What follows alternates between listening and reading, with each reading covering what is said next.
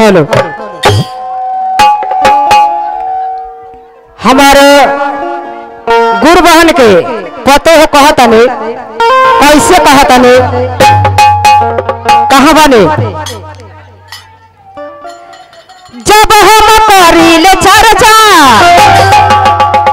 जब हम करीले चर्चा तो ससुर के बढ़ल खर्चा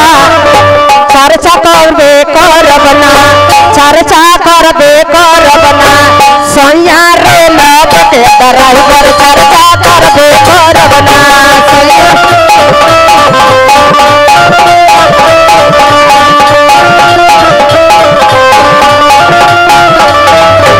सैया रे लग के ड्राइवर चर्चा करबे करबना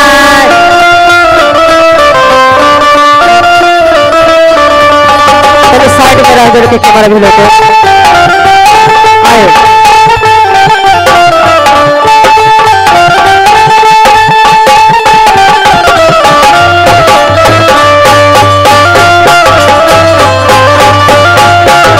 सैया रे लग के ड्राइवर चर्चा करबे करबना सैया रे लग के ड्राइवर चर्चा करबे करबना जब हम करीले चर्चा जब हम करीले चर्चा तो ससुर के बढ़ल खर्चा चर्चा करबे करबना चर्चा करबे करबना सैया रे लग के ड्राइवर चर्चा करबे करबना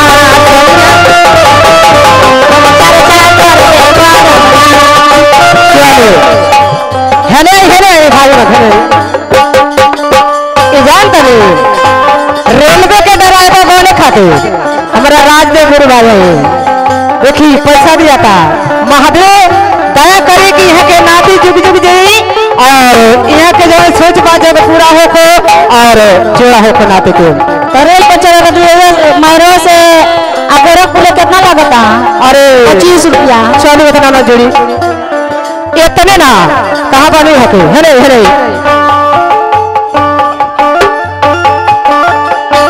आगे का करे के बाद जब हम गाइले भाजा जब हम गाइले भाजा तो सासू के हो गला भजन चर्चा करबे करबना चर्चा करबे करबना सैया रे लहद के ड्राइवर चर्चा करबे करबना सैया रे लहद के ड्राइवर चर्चा करबे करबना सैया रे लहद के ड्राइवर चर्चा करबे करबना सैया रे लहद के ड्राइवर चर्चा करबे करबना